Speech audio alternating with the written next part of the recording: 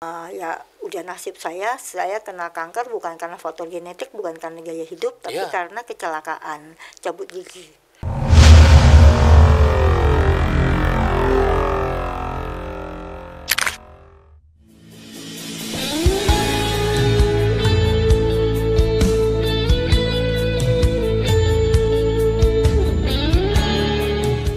Podcast Kana bersama Pastor Dusia Silaban. Setiap hari Minggu, Dulos Production mengadakan ibadah minggu di Hotel Haris lantai 5, Mall FX Sudirman, Jakarta Pusat. Setiap hari Minggu aku ada di sana. Bapak Ibu yang berada di wilayah Jakarta dan sekitarnya, mari bergabung. Apa yang Tuhan sudah persatukan tidak boleh diceraikan oleh manusia. Sebab yang dipersatukan oleh Tuhan, mereka bukan lagi dua, tapi satu. Allah membenci perceraian. Selama suami masih hidup, istri terikat. Selama istri masih hidup, suami terikat. Tidak bisa menikah yang kedua kali. Sekalipun terjadi perzinahan, tidak boleh bercerai. Sekalipun terjadi KDRT, tidak boleh bercerai. Tak kunjung punya keturunan, tidak boleh bercerai. Pasangan sakit-sakitan, tidak boleh bercerai. Pasangan mengalami NPD, gangguan kejiwaan, gangguan kepribadian, tidak boleh bercerai. Pasangan pindah keyakinan, tidak boleh bercerai.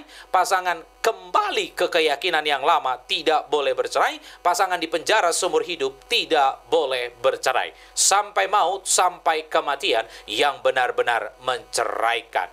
Nekat bercerai atau diceraikan, pilihan cuma ada dua. Yang pertama sendiri seumur hidup, yang kedua berdamai dengan pasangan. Mari terus kita dukung Podcast Kana dengan cara membeli kaos-kaos rohani dari kami. Link untuk pembelian kaos-kaos rohani ada di deskripsi, atau Bapak Ibu bisa menabur di nomor yang tertera di bawah ini. Puji Tuhan, saat ini sudah ada Ibu Nelly Cendrawan. Iya. Oke, selamat datang di studio Podcast Kana. Baik, Ibu Nelly sudah menikah hampir 20 tahun. Benar. 2007 tepatnya. 2007. Pertemuan dengan suami bagaimana, Bu?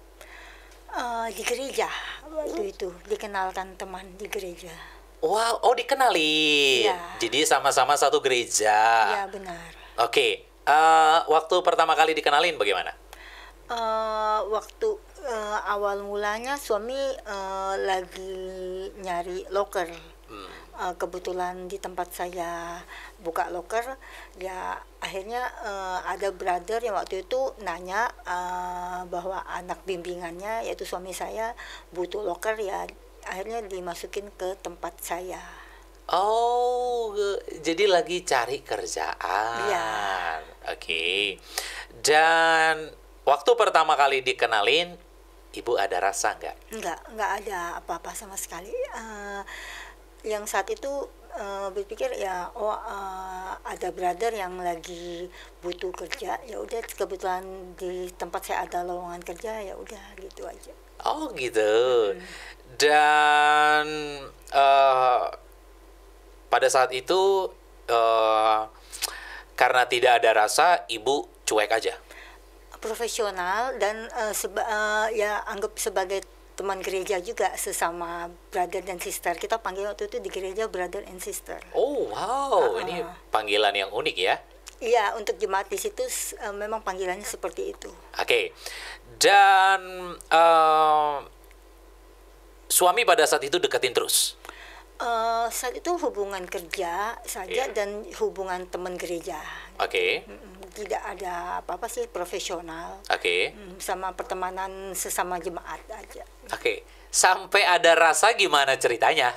Saya juga nggak tahu, saya sih nggak ada rasa, cuma dia deketin saya terus nembak saya. Saya waktu itu saya ingat di apartemen saya. Iya. Terus saya nggak mau, saya juga lebih tua dari suami juga ya. Oh, Iya. lebih tua berapa tahun, Bu? 7 tahun lebih. Oh, 7 tahun lebih. Jadi, Ibu pada saat itu umur Saya sekitar 28. suami? 22 gitu ya. Oh, 21 22 gitu. jadi itu kurang lebih 7 tahun. Oke. Ya karena ibu ngelihat, wah ini mah jauh sekali ya perbedaan umurnya. Memang kalau di jemaat saya tuh entah kenapa banyak yang suaminya memang lebih muda dari istri, bahkan sampai belasan tahun gitu. Oh, ada sampai belasan tahun? Iya, makanya ngelihat itu jadi tidak ada masalah saat itu di jemaat gitu. Oke. Ketika suami nembak, apa yang akhirnya membuat ibu mau nerima? Tadinya nggak terima, Oke. cuma karena apa waktu itu agak lucu juga sih, suami waktu itu kalau apa ditolak mau menjatuhkan diri dari balkon apartemen saya gitu. Iya. Iya. Heeh. Oke, jadi dia mengancam seperti itu. Seperti itu, cuma saya pikir ya udah, saya juga saat itu sih melihat anaknya baik ya. Terus kan kita satu kerjaan, Iya. selama masa kerja itu menjalani tugasnya dengan bertanggung jawab. Oke. Eh, jadi ibu akhirnya menerima cinta suami gara-gara di balkon itu? Itu salah satunya. Terus habis belum diterima langsung saat itu. Cuma kan dia kejar terus, saya pikir ya saya lihat ini anak baik. Oke. Kita sama-sama first love, belum pernah apa pacaran, sama-sama ibaratnya perjaka dan perawan ya Pak Pendeta ya. Oh, jadi sama sekali belum pernah jatuh dosa lah ini Belum ya? pernah sama sekali. Wow. First love. Oke. Iya. Itulah yang membuat ibu, oh ya udah gitu ya. Ya, karena saya melihat kepolosan dia juga. Memang kalau di gereja saya itu ada dating biasanya tiap minggu ya, tiap malam minggu. Cuma kalau saya kan setiap hari ketemu dia karena satu kerjaan. Jadi saya kenal dia, sebenarnya saya sangat kenal kan. Dan anaknya lurus-lurus aja menurut saya saat itu. Ya udah, saya berdasarkan itu saya tidak berpikir yang bagaimana, karena mungkin kalau perempuan lain kan berpikir faktor ekonomi atau apa. Kalau saya saat itu saya berpikir secara ekonomi, saya bukan tipe yang materialistis yang mau bergaya hidup yang gimana. Saya pikir ya secara ekonomi saya tercukupkan. Ya udah, mau apa lagi, ya udahlah, nggak usah yang aneh-aneh. Karena kan saya kadang-kadang sering juga dating sama brother yang kadang kan sama gereja itu kan kadang suka pembimbingannya tuh kita dikenalkan antar brother sister biar ya semuanya mau menuju ke pernikahan di dalam gereja situ, sistemnya seperti itu. Cuma kadang kalau kita ketemu seminggu sekali kan kebanyakan juga saya pikir ya banyak topengnya juga. Saya pikir ini anak ya karena tiap hari kita saling bertemu nggak ada topeng-topengan lagi. Itu sih pertimbangan saya. Kalau untuk faktor ekonomi saya juga tahu ekonomi dia, dan itu saya nggak permasalahkan karena saya bukan tipe cewek yang nyari pria yang mapan kayak apa, tahu karena saya sendiri saya pekerja keras. Saya berpikir saya nggak masalah soal ekonomi gitu.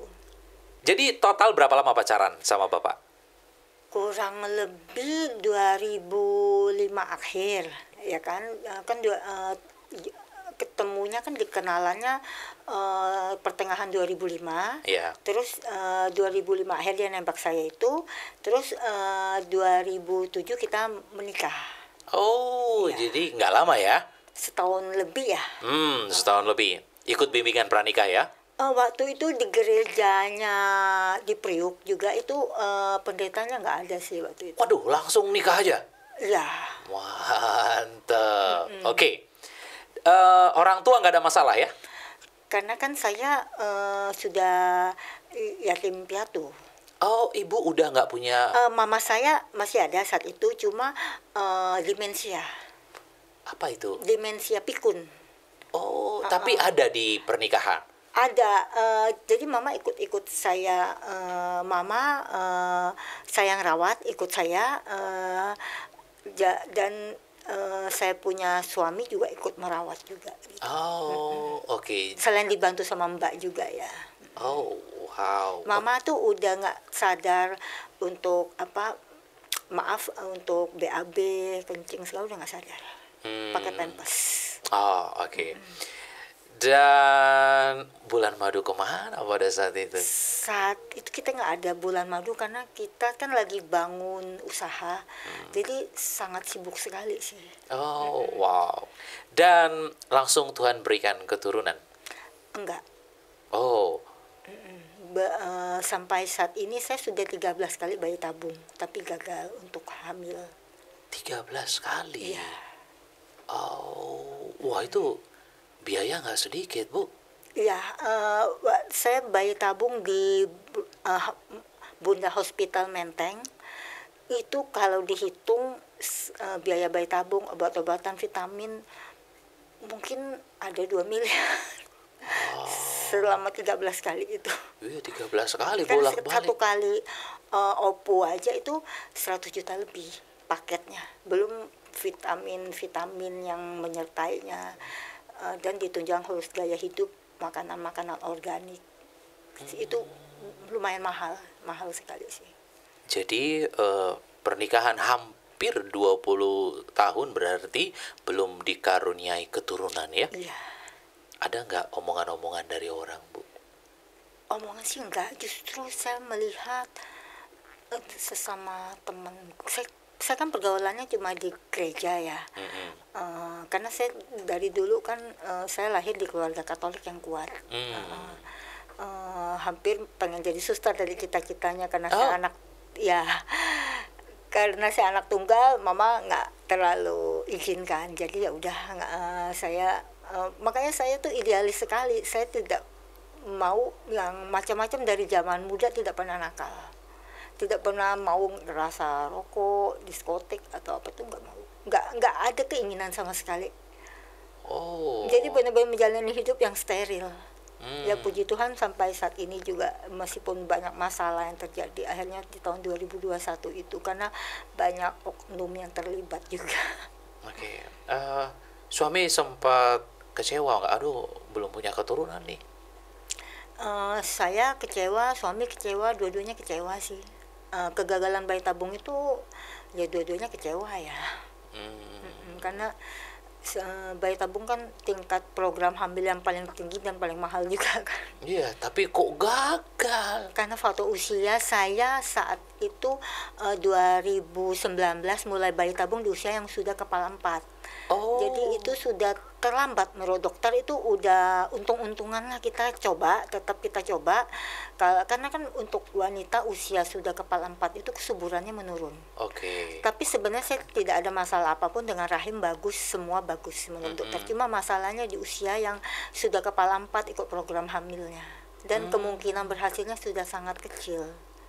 Kenapa nggak dari awal aja, Bu? Misalnya setahun, 2 tahun nih belum punya keturunan, langsung aja. Tidak ada pengetahuan. Kalau masalah keuangan mungkin nggak ada ya. Kita ada untuk keuangan dananya, untuk program hamil. Tidak ada pengetahuan, tidak ada mensupport juga. Jadi benar-benar tidak tahu kalau harus bayi tabung. Oh. Untuk kasus saya ya.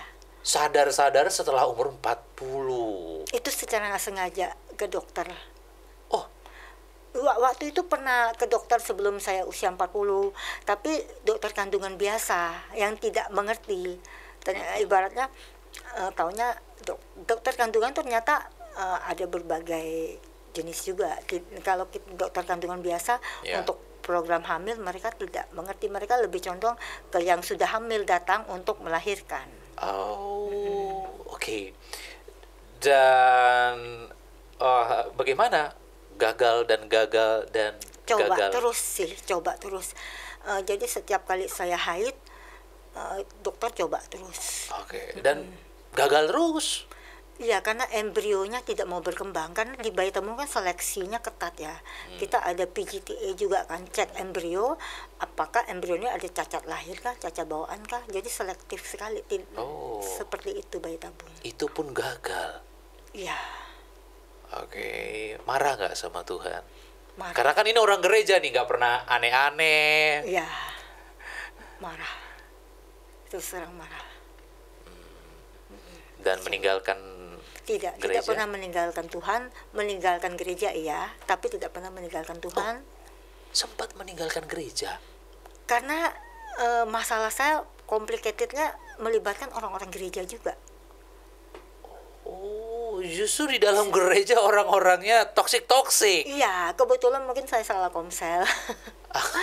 Dan saya tuh sudah berkoar-koar untuk saya program hamil tuh jauh sebelum saya usia 40. Karena kan saya tidak menikah di usia tua juga kan. Iya.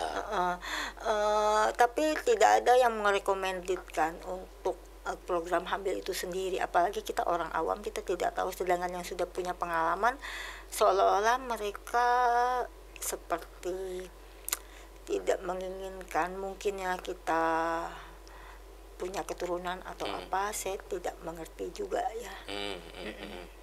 Wow. Dan bagaimana perasaan ibu melihat teman-teman udah punya anak? Saya saat lihat itu saya juga pengen punya anak, ya kan.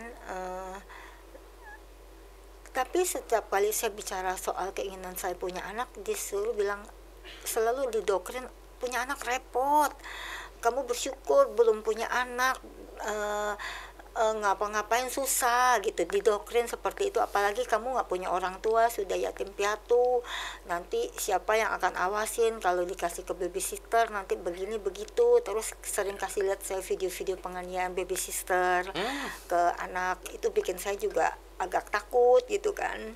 Jadi akhirnya saya bilang ke suami, kita mungkin punya sumber daya keuangan tapi tidak punya sumber daya manusia. Kita harus kerja keras untuk kita di titik yang saya mengajukan untuk pensiun dini. Pensiun dini sementara saya off kerja, kita off kerja, kita makanya saya menabung sampai akhirnya tercapai bisa punya passive income dari hasil kita menabung, itu untuk membiayai kehidupan kita sehari-hari tanpa kita harus bekerja rutin. Bahkan saya pernah punya mobil Kijang Innova Reborn, itu saya beli pakai hasil passive income. Hanya dari passive income ya? Iya. Wow. Nah itu mungkin juga ada kecemburuan sosial juga di Komsel ya. Kok saya diberkati dari sisi ekonomi. Menurut versi saya sih diberkati ya. Tapi kan versi saya kan sederhana Pak Pen. Yang penting saya bisa memenuhi kehidupan sehari-hari dengan ya layak aja, nggak perlu mewah-mewah ya. Versi saya merasa saya tidak pernah hidup bermewah-mewah juga gitu. Oke. Dan ibu kena kanker lidah. Nah ini gimana ceritanya? Saat itu kan mau tanam embrio bayi tabung, 2020 ya, itu saya waktu itu COVID ya, 2020 COVID, kan saya mau tanam embrio bayi tabung saya yang terakhir, kan dibilang kalau kita bayi tabung itu kan tidak boleh ke dokter gigi untuk cabut gigi atau apa, jadi diperiksa dulu gigi. Jadi saya ke dokter gigi dekat rumah saat itu juga harus pakai baju APD kan, karena kan tidak semua dokter gigi buka praktek juga. Jadi kita ke dokter gigi dekat rumah. Suami saya kebetulan waktu itu mau itu gigi palsu, jadi saya ikutan. Jadilah saya cabut gigi geraham kiri sini. Sekarang geraham kiri saya otomatis karena saya kanker lidah itu ompong semua ini ompong kiri seluruh gigi atas bawah. Nggak bisa dikasih gigi palsu? Lagi mau coba tapi saya agak trauma karena kan kegesek sama gigi. Nah waktu saya cabut gigi geraham, tadinya cabut satu gigi geraham kiri bawah, karena agak goyang. Sebenarnya sih menurut dokter yang lain tidak perlu dicabut, ditambal aja cukup, tapi dokter dekat rumah itu main cabut aja, akhirnya ada bolongan. Disitulah lidah saya, jenis lidah saya secara genetik oval, bukan lancip. Kalau suami saya kan lancip tuh, kan lidah kita beda-beda ya Pak Pen ya, ada yang lancip ada yang oval. Nah karena lidah saya oval, jadi dia kepleset terus tuh di lubang bekas cabut gigi geraham itu, terjadilah luka yang menyebabkan luka sariawan. Awalnya luka sariawan awalnya. Nah nggak sembuh-sembuh kan. Setelah ditunggu sebulan 2 bulan saya ke dokter gigi saya bilang, ini dok kenapa nggak sembuh-sembuh sariawan saya. Saya googling, saya bilang saya takut kanker loh dok, kalau sariawan nggak sembuh-sembuh kan indikasinya kanker. Malah saya dimarahin sama dokter gigi yang bersangkutan, kamu nih googling mulu, udah nggak usah googling, terjadi kanker itu prosesnya lama, dia bilang. Terus ya udah saya ikutin, bisa sembuh sendiri katanya gitu kan. sekian bulan, terus kok nggak sembuh-sembuh. Akhirnya agen asuransi saya coba, Cici ke sini, ke rumah sakit ini yang dokter gigi spesialis mulut, penyakit mulut. Saya ke situ, dia Iya. sekali lihat, wah ini udah bukan ranah saya, ibu ke onkologi, dokter kanker. Saya kaget, jantung mau copot rasanya. Iya. Padahal saya takut kanker kan. Iya, ini disuruh ke dokter kanker. Onkologi, dokter kanker. Kalau diagnosis dokter gigi saya itu benar dari awal, saya pra-cancer itu tidak akan terjadi kanker. Belum kan, masih luka sariawan awal kan, masih bisa diatasi. Sampai dokter gigi yang spesialis mulut ini juga bingung. Harusnya zaman kita kuliah dulu ada loh pelajaran-pelajaran yang sariawan nggak sembuh-sembuh ini bisa menyebabkan kanker. Kok dia nggak aware? Ya mungkin karena dokter gigi zaman sekarang lebih fokus ke dokter gigi estetika untuk kecantikan, bukan ke kesehatan gigi dan mulut ya. Udah agak melenceng sih. Ya udah nasib saya kena kanker bukan karena faktor genetik, bukan karena gaya hidup, tapi karena kecelakaan cabut gigi. Berarti itu bisa dikatakan malpraktek, Bu? Mungkin ya. Ibu nggak nuntut? Saya pikir lah panjang urusannya, saya lebih fokus ke penyembuhan aja dulu, pemulihan kanker saya. Saya jadinya tahun 2021 itu saya menjalani proses pengobatan kanker, kemoterapi. Ini saya punya kemopot. Di sini terpasang titanium untuk jalan buat kemoterapi. Oh iya. Di sini ada selang kan masih. Besok tahun kelima kata dokter onkologi sudah bisa dicabut. Tahun kelima? Karena saya selama ini bersih. Saya MRI tiap tahun, PET scan tiap tahun, dari ujung rambut sampai ujung kaki dinyatakan bersih. Puji Tuhan, kankernya hilang, nggak ada. Jadi itu apa, Bu? Kayak titanium gitu? Ini terbuat dari titanium, dimasukkan ke tubuh. Kan waktu itu waktu dimasukkan di operasi, di sini dimasukin ke tubuh, dan ini buat jalan masuk untuk obat-obat kemoterapi. Kalau yang pernah kanker pasti tahu ini kemopot namanya. Kemopot. Dan ini ada sambungan selang. Itu selang beneran ya? Selang, ini selang untuk ke pembuluh darah, nadi vena besar. Untuk obat-obat masuk lewat sini. Oke, wah ini cukup lama ya prosesnya. Udah hampir 5 tahun tertanam di tubuh saya. Saya juga nggak nyangka tubuh saya sekarang ada benda asing, saya bilang. Ibu ada risih nggak, Bu, gitu? Waktu awal-awal, sekarang udah bertahun-tahun jadi penyesuaian, ada benda asing dalam tubuh. Baik, selama Ibu sakit, bagaimana dengan suami? Nah, itulah suami dikomporin sama oknum-oknum teman gereja yang kebanyakan lawyer. Orang gereja oknum? Oknum lawyer yang kebetulan profesinya lawyer. Mungkin bisa saya bilang pengacara, singkatannya pengangguran punya acara kali ya, biarpun dia sarjana hukum, tapi melihat itu mulailah mereka mencoba mempengaruhi suami saya. Istrinya udah kanker, ya udah sakit-sakitan, udah tidak bermanfaat. Ya buang aja, ambil hartanya, warisannya, keuangan dipindahin semua itu. Yang dibawa kabur tuh miliaran, Pak Ben. Miliaran. Uang usaha semua dibawa kabur, ruko yang di ruko semua, sampai mobil semuanya. Bahkan uang warisan papa mama saya almarhum itu pindah tangan ke rekening oknum lawyer tersebut. Ya. Sampai hari ini. Ibu nggak nuntut? Saya nggak tahu, udah bingung saya juga. Wow, ini benar-benar ya, Ibu ngalami persoalan yang benar-benar berat sekali. Iya. Kena cancer, keuangan dibawa kabur ya, properti.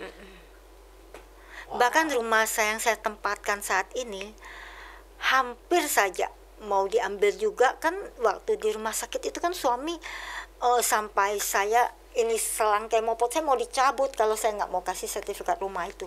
Tapi saya tetap bertahan, tapi masih untung di antara sekian banyak oknum-oknum gereja, orang-orang gereja yang jahat, masih ada juga orang yang takut Tuhan. Jadi saya menempatkan surat-surat berharga, emas warisan orang tua saya almarhum, sama ada beberapa uang tabungan saya pindahkan ke mereka. Mereka menjaganya untuk kebutuhan hidup saya. Wow, ini jadi ketika ibu sakit, suami malah ngambil kesempatan untuk tadinya rekening bersama. Nanti saya kasih lihat Pak Pendeta deposito kita kan ada sekian miliar gitu ya. Itu saya waktu bayi tabung itu suami bilang seperti ini. Sebenarnya udah terorganisir sih rencananya mereka. Kamu kan lagi fokus mau program hamil bayi tabung, kan deposito berjangka itu kan harus tanda tangan kalau sudah cair. Jadi daripada mondar mandir ke perbankan, urusan perbankan biar saya saja. Jadi saya tanda tangan di perbankan, semua pindah nama ke rekening suami. Dari situlah sekian miliar itu. Ibu kepikiran nggak karena bisa sakit dan sampai tambah sekarang juga kepikiran. Karena itu kan jerih payah saya sekian tahun, campur juga uang warisan almarhum papa mama saya juga gitu. Ya, bukannya didampingi saat sakit malah. Benar-benar saya nggak didampingin sama suami. Dan oknum orang-orang gereja ini, salah satunya juga pembimbing rohani kita, pembimbing pernikahan kita juga, itu mereka ngajak suami saya untuk cari ke diskotek, ke tempat maksiat gitulah istilahnya, untuk cari perempuan-perempuan. Hah? Ya. Malah dibawa ke itu diskotik. semua orang-orang gereja yang bawa. Orang-orang gereja yang oknum. Kita kan pertemanan cycle-nya gereja, nggak ada cycle tempat lain. Jadi oknum gereja yang bawa. Jadi dikenalin dengan wanita malam gitu? Iya. Jatuh dosa dong? Jatuh dosa, dan ironisnya suami saya untuk pertama kali, kita kan berdua hidup steril ya, perawan dan berjaka tadinya. Untuk pertama kalinya suami saya main wanita tunasusila. Pertama kali dan langsung kena HIV dan kencing nanah. Hah? Ya. Baru pertama kali langsung. Tegur langsung. Sampai dia bilang, kok orang-orang oknum-oknum itu sering sekali ke diskotik, mabok segala. Mereka fine-fine aja, nggak kena penyakit. Kayak saya kok langsung kena, ya sial banget saya. Dia bilang, saya bilang mungkin mereka kena, mereka diam-diam aja kali. Kamu ya mungkin Tuhan langsung tegur kamu dengan kamu kencing nanah, saya bilang. Dari situlah diperiksa semua. Berarti positif HIV? HIV, ya. Sampai sekarang harus minum ARV. Dan saya sedih sih, kok begini kamu kok. Saya bilang, kamu alangkah bodohnya, kita hidup dua-duanya steril loh. Apalagi saat kita menjalani program hamil di Bunda Hospital Menteng itu kan tiap bulan kita cek semua, dari mulai reproduksi, tokso, HIV segala, kan ketat sekali kan untuk menghasilkan bayi yang sehat kan. Sampai hepatitis, semua hepatitis A, B, C, D, semuanya diperiksa. Semuanya kita tuh diperiksa, semua virus, antivirus, apapun, rubella, semua kita steril selama bertahun-tahun kita ikut program hamil. Ini langsung. Jadi hasil darah dia kacau semua sejak dia main pelacur itu. Dari yang steril hasil laboratorium, rutin cek lab di rumah sakit Bunda Menteng, saat itu kacau hasil darah dia. Tercemarkan oleh virus dari wanita tunasusila. Nah, bagaimana nih Bu? Kan suami sudah terkena HIV. Hubungan suami istri bagaimana jadinya? Ya saya sih nggak masalah ya kalau untuk hubungan badan, saya nggak terlalu karena kan saya berpikir, saya pernah nanya waktu itu di gereja juga ya, di salah satu pembimbing lah. Kan seks itu kan bukan yang utama juga dalam pernikahan. Kalau salah satu pasangan sakit atau cacat karena kecelakaan atau apa, kan mungkin tidak akan pernah bisa melakukan hubungan seks seumur hidup kan. Nggak masalah juga kan. Pernikahan yang suci itu kan bukan dilandasi seks semata. Seks kan ya salah satunya fungsinya buat reproduksi kan. Bukan buat mencari kebahagiaan. Kalau kita berpatokan pada seks, dibilang ya kacau semua nanti hubungan pernikahan Kristen yang ada. Kita kan tidak pernah tahu, musibah datang tidak terjadwalkan. Tiba-tiba ada salah satu pasangan kita sakit atau kecelakaan, harus cacat, mana bisa berhubungan suami istri kan. Kalau udah seperti itu, apakah kita harus ceraikan? Kan tidak bisa. Ya, karena ya pernikahan Kristen nggak bisa cerai. Iya. apapun kan, sakit. Apapun. Ya mau sakit, mau cacat, mau Ya. miskin. Tetapi kalau kena HIV bisa pisah, Bu, karena ini kan berpotensi menularkan. Selama kita tidak berhubungan badan tidak bisa. Oh, jadi satu rumah, Iya, satu kamar. satu kamar. Tapi Ibu tidak mau ya? Ya karena kan kita juga harus jaga kan, saya Betul. masih steril. Betul. Saya dicek lab, hasil saya steril. Makanya saya cepat sembuh kanker. Karena badan saya, imunitas saya, Iya. regenerasi sel saya bagus, kata dokter. Akibat genetik saya memang bagus. Karena nenek saya di kampung juga umur 100 tahun juga masih sehat. Oh. Ya. 100. Keturunannya memang keturunan umur panjang dan bukan yang sakit penyakit. Keturunan sehat. Saya kena kanker kan karena kecelakaan cabut gigi, bukan karena genetik, bukan karena gaya hidup. Wow. Jadi satu rumah, satu kamar, ya tidak ada hubungan badan lagi ya, karena memang ya suami HIV. Iya. Wow. Dan itu bagaimana suami, apakah dia tersiksa? Karena kan ini laki-laki. Kan fokus lebih kepada kegiatan positif. Oh, Iya. oke. Jadi nggak terlalu ke sana. Enggak. Wow, sudah berapa tahun begini, Bu?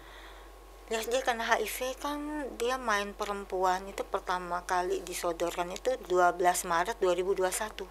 Dia kena gejala kencernana April 2021, sebulan setelah diajak sama oknum-oknum gereja itu untuk main ke tempat pelacuran. Oke, berarti sampai hari ini ya. Ya, harus ketergantungan obat ARV itu agar CD4-nya tidak turun untuk menjaga imunitas tubuh. HIV kan yang diserang itu imunitas. CD4-nya nggak boleh turun. Berarti Leukosit segala ya, itu. ya. Kekebalan tubuh suami udah menurun ya, sangat menurun. Kalau dia nggak minum obat ARV, Kalau minum, ya dijaga agar tidak menjadi AIDS. oke. Ya, ini resiko juga sebenarnya, Bu. Jadi memang nggak boleh cerai, Ya. tetapi bisa, harusnya. Kenapa? Karena bisa berisiko tinggi.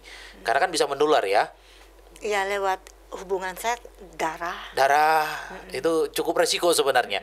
Jadi solusi yang diberikan oleh gereja adalah pisah sementara gitu. Apalagi terjadi KDRT, itu bisa sementara. Ibu terjadi KDRT? Iya. Oh, Saat saya sakit kanker itu, karena suami Loh. datang itu buat cari sertifikat rumah. ibu nggak kasih marah-marah? Ya saya mau diusir di rumah itu. Loh, sertifikat rumah kan atas nama ibu kan? Ya. Lah, ibu yang punya rumah, ibu yang mau diusir. Karena dianggap saya sudah kehilangan kehidupan kalau udah kanker, dianggap hidup saya finish. Dari sini saya juga mau kesaksian bahwa tidak semua orang yang divonis kanker itu hidupnya selesai. Banyak survive seperti saya, dan saya bisa kembali aktif bekerja dan berkarir lagi seperti sekarang, memberikan lapangan kerja buat orang yang membutuhkan. Oh, wow.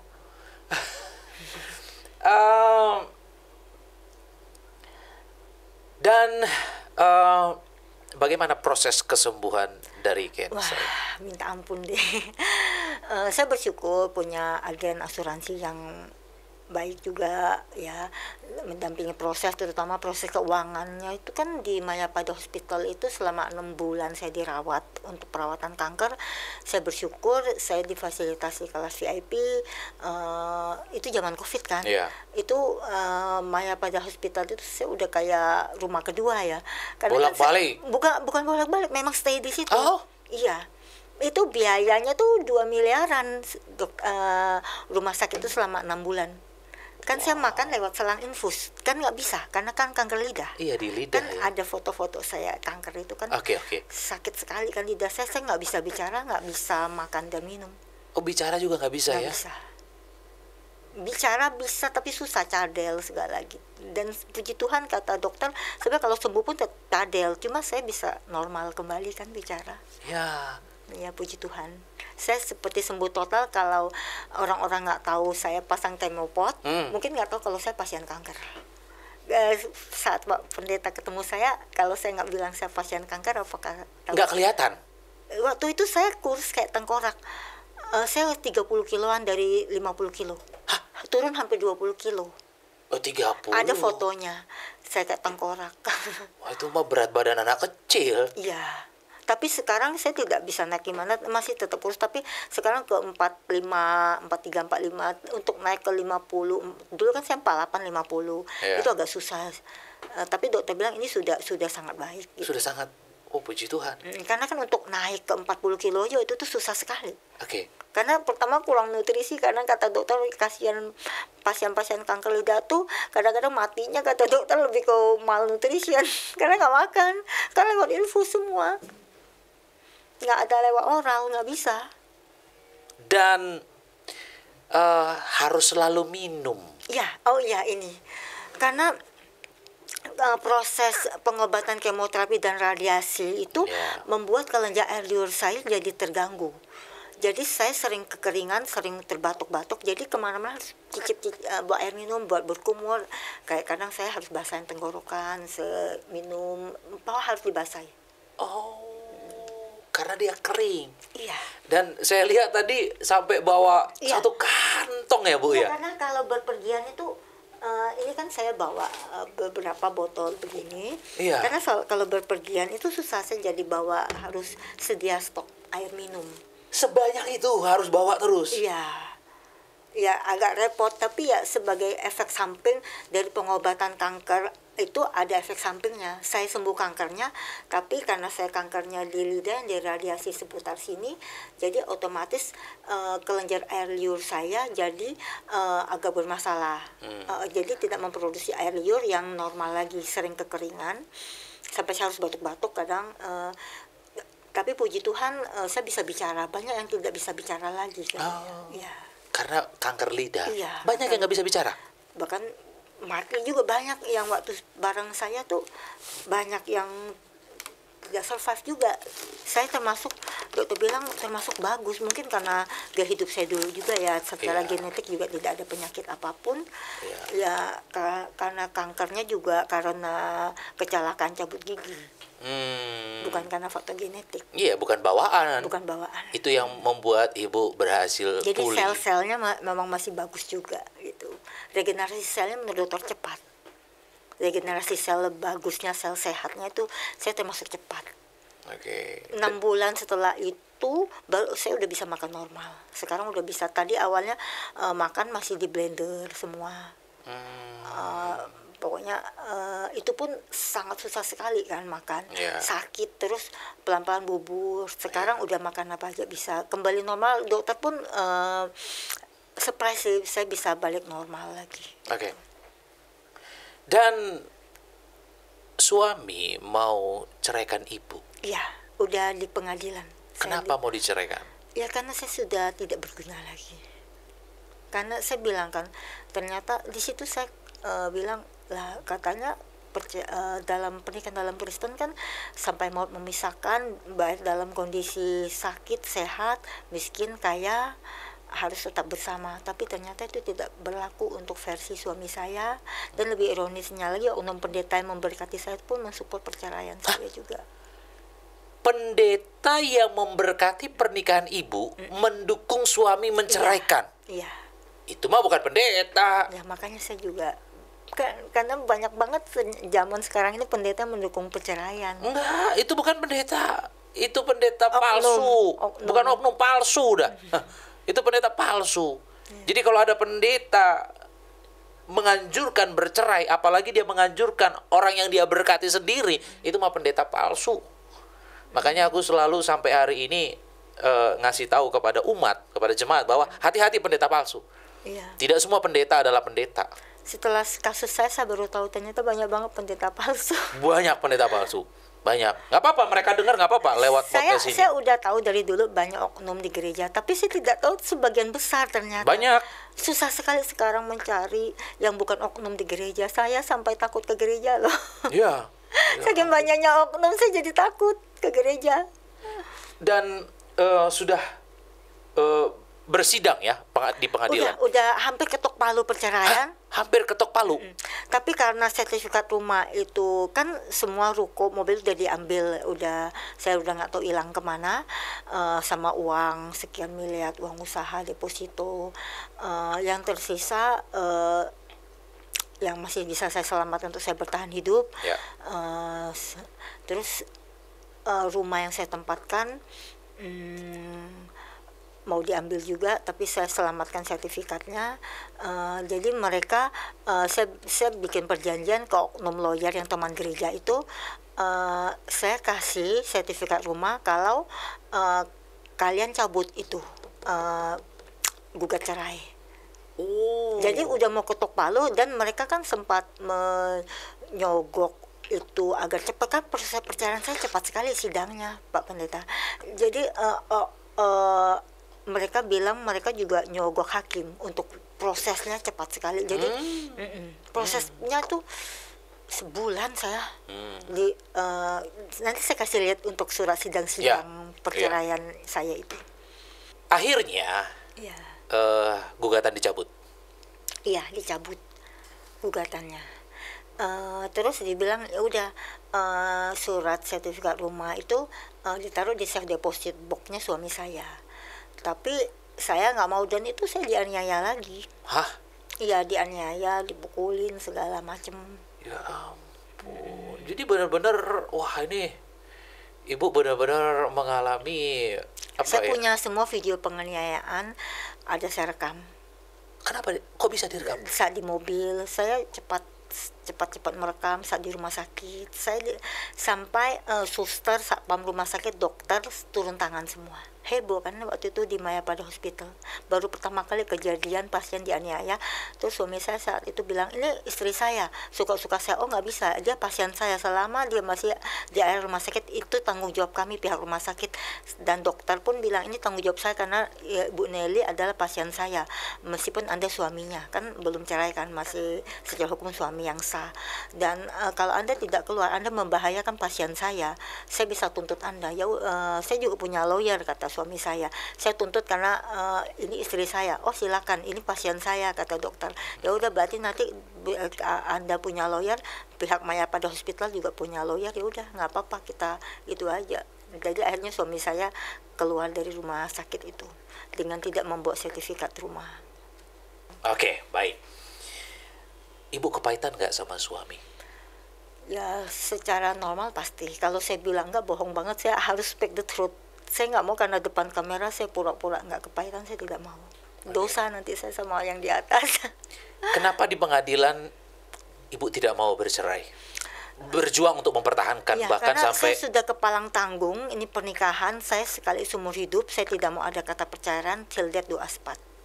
Saya udah mau setengah abad juga. Saya bilang sebentar lagi kan saya udah masuk usia setengah abad. Saya mau di sejarah hidup saya sebelum peti mati menutup, saya tidak ada kasus perceraian dalam hidup saya. Saya idealis di situ. Wow.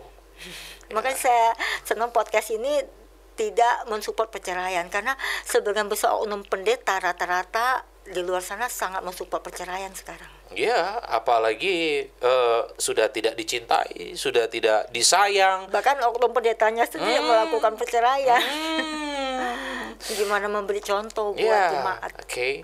Dari tempat ini, dari podcast ini, aku sampaikan kepada Bapak Ibu dimanapun kalian semua berada yang sudah married, tidak ada perceraian dalam pernikahan Kristen.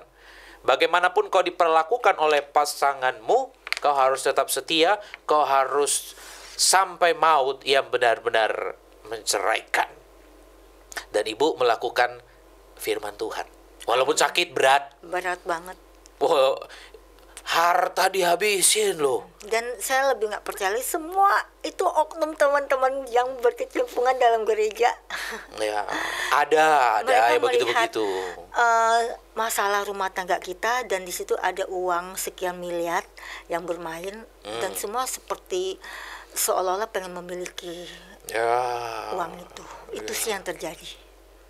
Dan bagaimana setelah gugatan cerai dicabut?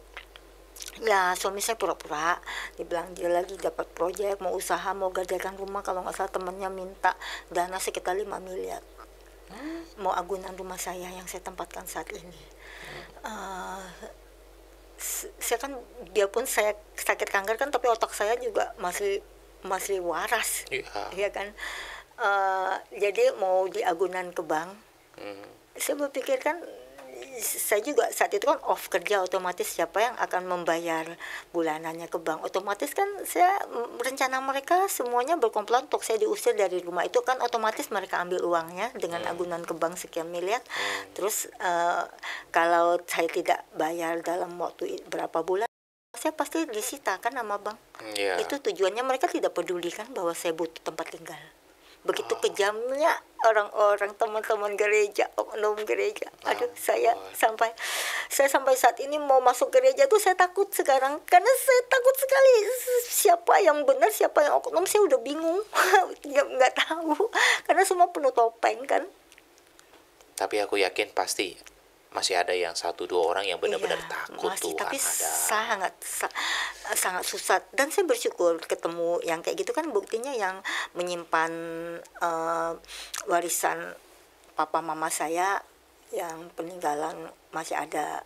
Itu kan untuk saya bertahan hidup, teman-teman gereja juga masih ada sedikit yang waras, yang benar-benar takut Tuhan, yang tidak meskipun uang saya sudah di rekening mereka tidak memakainya sama sekali dan dikembalikan saat saya keluar dari rumah sakit. Tapi ibu tahu resikonya dengan situasi seperti ini. Sebenarnya tuh bapak mencabut gugatan bukan karena sayang, bukan karena sadar. Karena itu strategi mereka beserta oknum-oknum lawyer yang semua notabene teman gereja. Nggak ada yang tolong ibu, maksudnya teman-teman dari saudara, dari keluarga atau keluarga suami berkomplotan saat itu semuanya. Ikut juga. Iya.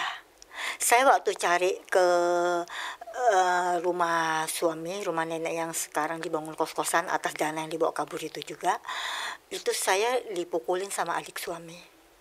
Sama almarhum ibunya suami juga.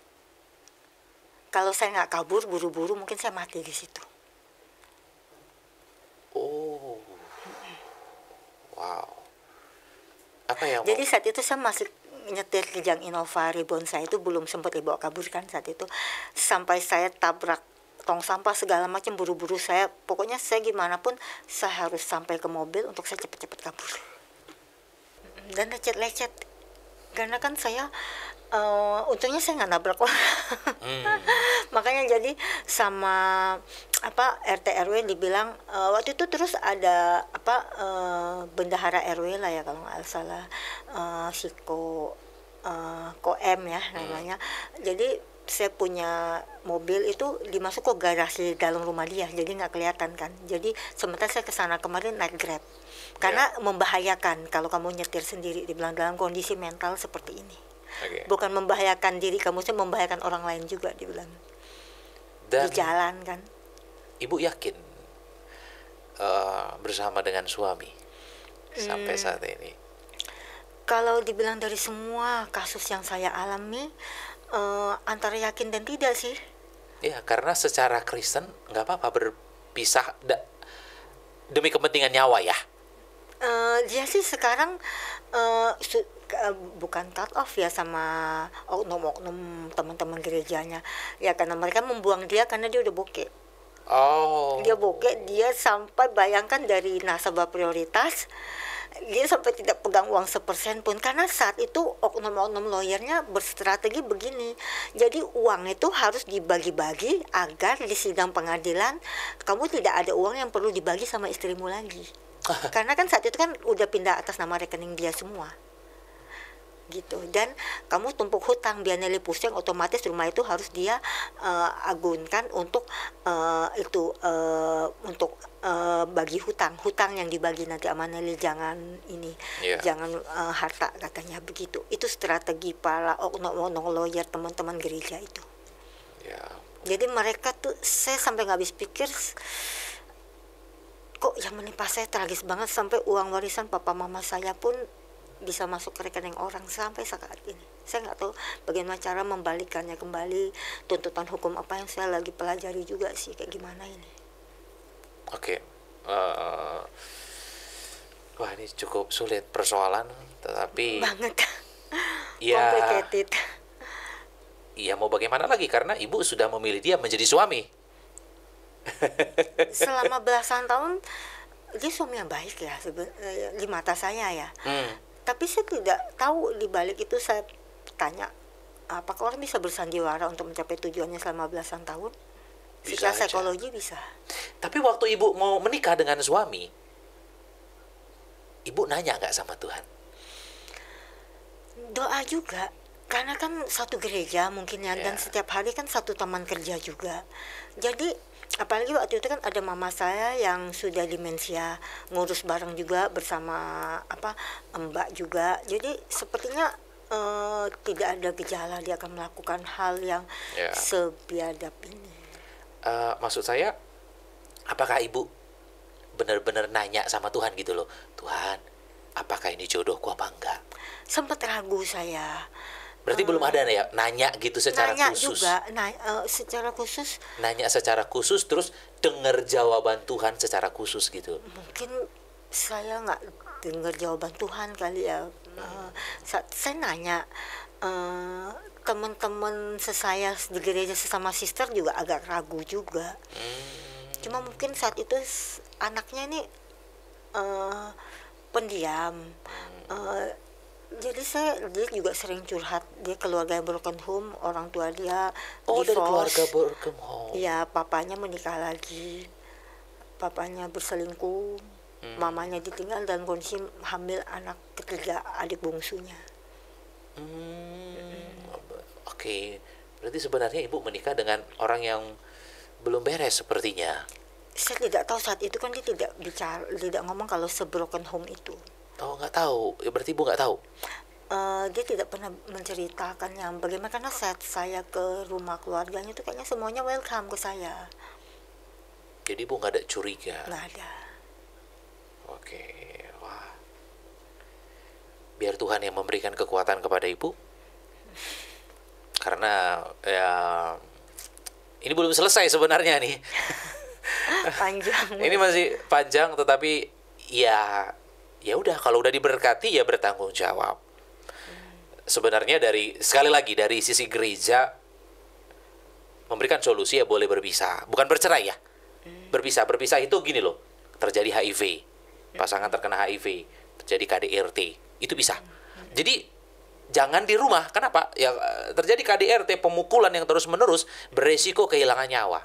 Bertahun-tahun memang suami saya tidak sudah pisah sama saya, tidak satu rumah. Baru mulai satu rumah tuh tahun lalu. Oh, jadi gugatan cerai dicabut tapi nggak serumah. Enggak, bertahun-tahun. Oke. Baru 1 tahun yang lalu, satu Karena rumah dia kembali. benar-benar sudah dibuang. Jadi dia juga mungkin tidak ada tempat tinggal juga. Ini luar biasa hati ibu. Ya artinya ya udah sini gitu ya. Ya tetapi tidak ada hubungan badan ya seperti itu ya. Tidak ada. Karena memang ya HIV Iya, dan itu sepakat ya. iya. Jadi di rumah tinggal berdua Sama karyawan. sama karyawan ya. Iya. Wah, ini benar-benar ibu harus berdoa kencang ini. Berdoa untuk ya suami. Karena bagaimanapun penolong. Tiang doa. Tapi entah kenapa saya berdoa sendiri bisa, tapi berdoa bareng suami. Biasa kan kita belasan tahun selalu berdoa bareng. Untuk berdoa bareng itu saya seperti kagok. Biasa saya berdoa tuh ngalir aja, tapi sekarang saya lebih suka berdoa sendiri. Tapi doain suami kan? Doa. Ya.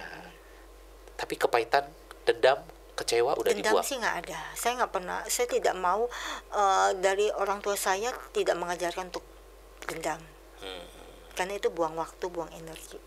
Oke, betul. Jadi tidak ada rasa itu di situ ya? Dendam nggak ada. Nggak ada Bahkan menyebab. sama yang membawa kabur uang saya, onom lawyer, semua onom gereja, teman-teman gereja, saya nggak dendam ke mereka. Gimana saya bilang, untuk urusan penghukuman urusan Tuhan, tapi saya cuma sedang mencari cara secara legalitasnya gimana apa yang mereka rampok dari saya itu bisa kembali. Karena meskipun saya udah konsultasi hukum, katanya agak susah karena uangnya juga udah entah kemana gitu.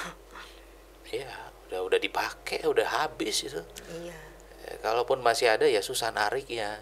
Iya. Tetapi kalau mau diperjuangkan ya butuh effort lagi ibu. Iya, saya lapor ke polisi pun kayak seperti sia-sia, yang orang bilang hilang ayam hilang kambing nanti.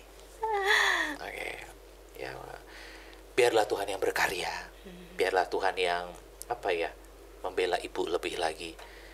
Ibu kan punya hati yang luar biasa, tidak menyimpan dendam, tidak menyimpan sakit hati, kepahitan. Sakit hati ada. Oh, sakit hati ada. Sakit hati, kalau dendam nggak ada. Sakit iya ya, karena memang ya Sakit dilukai sekali, gitu ya. Sakit banget sampai hari ini. Sakit masih. Berarti belum melepaskan pengampunan. Mengampuni sudah, tapi rasa traumanya nggak bisa hilang.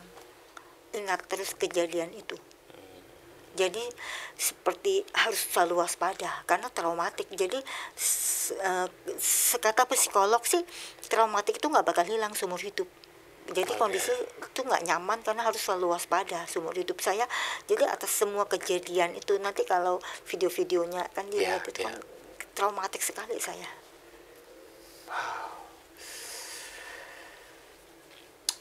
Diberkatilah Ibu Nelly bersama dengan suami sampai maut yang benar-benar menceraikan. Amin. Persoalan, pergumulan akan selalu ada. Ini belum selesai nih. Akan selalu.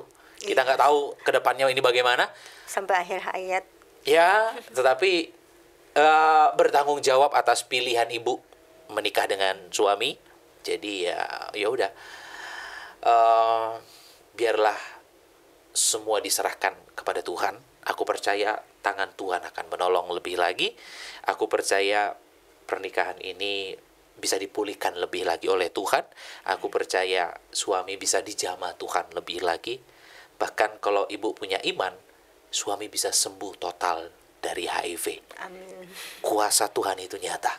Tidak ada sakit penyakit yang Tuhan tidak bisa sembuhkan. Orang mati saja Dia bangkitkan. Aku percaya suami ibu juga bisa sembuh dalam nama Tuhan Yesus. Amin. Salam sama suami. Biarlah. Nggak ada yang percaya kalau kita satu atap lagi atas semua kejadian ini. Ya iya. Bahkan pembimbing gereja sekalipun. Banyak gak orang yang bilang ibu bodoh? Banyak sekali. Artinya mau ngapain? Bahkan banyak yang bilang saya harus masukin dia ke penjara. Terutama oknum-oknum lawyer. Banyak yang datang ke rumah saya. Saya tahu apa yang mereka cari. Ya. Bahkan karyawan saya menasihatin saya, semua oknum lawyer itu kan bahaya. Mereka kan ibaratnya cari nafkahnya kan di sengketa, di pertikaian. Jadi otomatis kan kalau kita hidup damai, lama-lama kan oknum lawyer itu kan tidak ada mangkuk nasi lagi kalau orang semua cinta damai. Itu yang saya mau perlihatkan ke seluruh dunia. Cinta damai agar profesi-profesi yang sangat menyukai pertikaian itu tidak ada lagi, otomatis bangkrut sendiri. Oke. Baik, Bu Nelly, ada nggak pesan-pesan khusus kepada para penonton kita di luar sana? Pesan sih lebih kepada berhati-hati dalam berteman. Kita tidak bisa melihat manusia itu dari luarnya saja. Ya harus lebih mendalami. Ya pada dasarnya kalau kita punya rasa takut Tuhan, tetaplah idealis untuk jalan yang kebenaran, terutama untuk pernikahan. Dan saya percaya saya mempertahankan pernikahan saya sampai ajal memisahkan, ya karena sudah kepelang tanggung juga untuk menjadi idealis di jalannya Tuhan. Ya, diberkatilah Ibu Nelly bersama dengan suami. Amin, terima kasih. Bagi Bapak Ibu yang rindu bersaksi di podcast Kana seperti Ibu Nelly, Bapak Ibu bisa DM kami lewat Instagram Dulos Production atau TikTok Dulos Production atau lewat Facebook juga bisa. Kesaksian hanya seputar pernikahan dan tinggal di wilayah Jabodetabek. Setiap hari Minggu jam 4 sore, Dulos Production mengadakan ibadah minggu di Hotel Haris, Lantai 5, Mall FX Sudirman, Jakarta Pusat. Setiap hari Minggu aku ada di sana. Mari bergabung, beribadah bersama-sama dengan kami. Apa yang Tuhan sudah persatukan tidak boleh diceraikan oleh manusia. Sebab yang dipersatukan oleh Tuhan, mereka bukan lagi dua, tapi satu. Allah membenci perceraian. Selama suami masih hidup, istri terikat. Selama istri masih hidup, suami terikat. Tidak bisa menikah yang kedua kali. Selama suami masih hidup, selama istri masih hidup, bertanggung jawab atas pilihan hidupmu. Sekalipun terjadi perzinahan, tidak boleh bercerai. Sekalipun terjadi KDRT, tidak boleh bercerai. Pasangan sakit-sakitan tidak boleh bercerai. Tak kunjung punya keturunan, tidak boleh bercerai. Pasangan mengalami NPD, gangguan kejiwaan, gangguan kepribadian, tidak boleh bercerai. Pasangan pindah keyakinan, tidak boleh bercerai. Pasangan kembali ke keyakinan yang lama, tidak boleh bercerai. Pasangan di penjara seumur hidup, tidak boleh bercerai. Sampai maut, sampai kematian, yang benar-benar menceraikan. Nekat bercerai atau diceraikan, pilihan cuma ada dua. Yang pertama, sendiri seumur hidup. Yang kedua, berdamai dengan pasangan. Mari terus kita dukung Podcast Kana dengan cara membeli kaos-kaos rohani dari kami. Link untuk pembelian kaos-kaos rohani ada di deskripsi, atau Bapak Ibu bisa menabur di nomor yang tertera di bawah ini. Sampai ketemu lagi di Podcast Kana berikutnya. Say no to divorce.